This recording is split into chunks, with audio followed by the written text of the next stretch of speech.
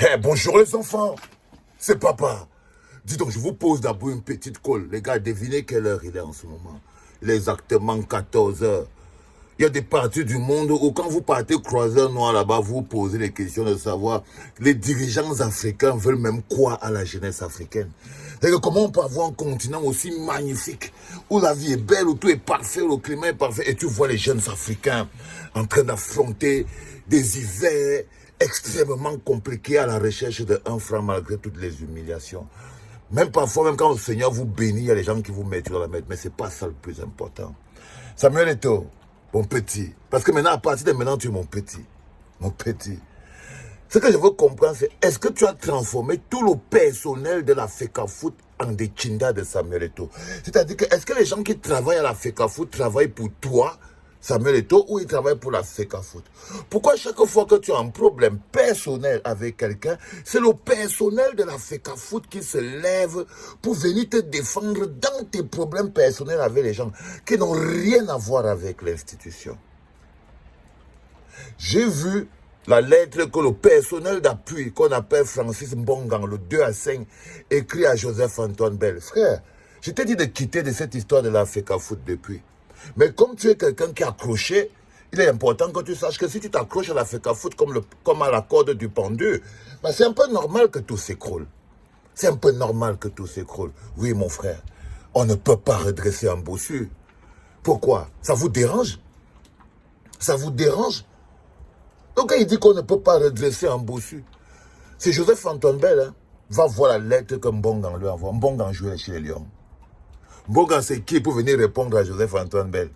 Il a été indexé? Non. Il a été appelé? Non, c'est un chinda compulsif. Quand vous transformez le personnel qui doit gérer le football camerounais en des chindas compulsifs au service d'une seule personne, d'un homme, qui lui s'est pris pour le Cameroun, c'est normal qu'on l'appelle le bossu de Chinga. C'est normal qu'on l'appelle le bossu de Chinga, parce que vous ne pouvez pas. Vous ne pouvez pas prendre le personnel qui est payé par les impôts du Cameroun. Est-ce que la FECAFOOT appartient à tout? Non. C'est les impôts du Cameroun qui font fonctionner. C'est une association qui appartient au Cameroun. C'est les impôts des pauvres Camerounais. Ils doivent demander des comptes. Samuel doit rendre compte. Le problème, c'est que vous êtes surpris qu'ils doivent rendre compte. Mais je vous l'ai dit depuis qu'il doit rendre compte. C'est la chose publique. Combien de fois je t'ai dit, toi le bossu de Chinga, que tu dois rendre compte, c'est la chose publique. Mais tu fonctionnes avec ça comme si... Non, tu croyais que les applaudissements changeaient la réalité, mon frère. Les applaudissements ne changent pas la réalité. Les gars là vont te traiter n'importe comment. N'importe comment, et ils n'ont pas encore fini.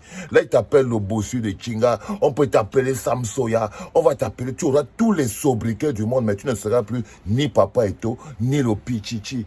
Il y en a qui vont même t'appeler l'envoyé de Dieu, fait peur, aie peur de cela. Parce que les nerveux qui sont à Chinga, ils te créent des problèmes avec les gens. Hein. Par exemple, là, tu vois Francis Mbonga. Ils viennent te créer un problème avec Joseph-Antoine Bell. Ce qui est terrible, parce que non seulement Joseph-Antoine Bell, c'est ton aîné, hein, et que tu aurais réglé le problème toi-même. Mais le Chinda compulsif doit faire une performance. Le personnel d'appui doit justifier son salaire, parce que, à part ça, là, je ne sais pas à quoi Francis Mbonga peut servir à la FECAFOOT. Hein. À part venir insulter les gens qui viennent demander des comptes au gestionnaire de la chose publique que tu es, je ne sais pas quel est le rôle que joue Francis Mbonga. Donc, il est comme tout le personnel d'appui. Son rôle est de se lever pour venir mettre sa bouche avec arrogance et violence pour défendre le président quand il a l'impression que le président est attaqué. Mais il oublie quelque chose. Le président gère la chose publique. La FECAFOOT, c'est la chose publique. Si c'était ta chose privée, je peux encore comprendre que Francis Mbonga vienne gronder Joseph-Antoine Bell, qui est un lion indomptable comme toi. Qui, lui, est un lion indomptable comme toi. Donc, quand quelqu'un te dit que on ne peut pas redresser un bossu. Le gars dit qu'il n'a pas lu le livre de Jean-Bruno Tagne. Mais tout ce que Jean-Bruno Tagne dit se voit à l'extérieur. C'est-à-dire quand on te voit, ça se voit. Papa va dire à maman que machin truc, tout ça. Non, frère.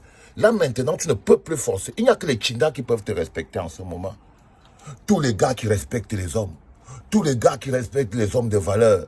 Tous les gars qui respectent les hommes de classe. Tous les gars qui respectent les hommes... Ils ne voient rien dans ça sur toi, frérot. Tu as tout foutu en l'air. Maintenant, tu es un Chinda. Tu es le Chinda, le fils de maman qui doit aller voir papa pour dire, hé, maman, va dire à papa que tonton Jojo a grondé, m'a grondé. Hein, maman? Et quoi que tu as dit ça, Chantal bien, donc Chantal bien. Maman, va dire à papa que tonton Jojo, il m'a appelé le bossu de Notre-Dame. Non, t'es le bossu de Chinga. Il t'a appelé le bossu de Chinga. Et cette histoire-là, le nombre de réponses que j'ai déjà vues. Tout le personnel de l'Afrique a foutu dehors.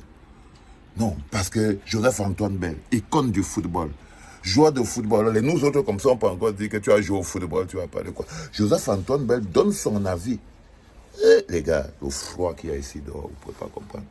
Joseph-Antoine Bell donne son avis. Alors, c'est à Chinga qu'il devait être, alors, ou en Vogada, ou en Sauce.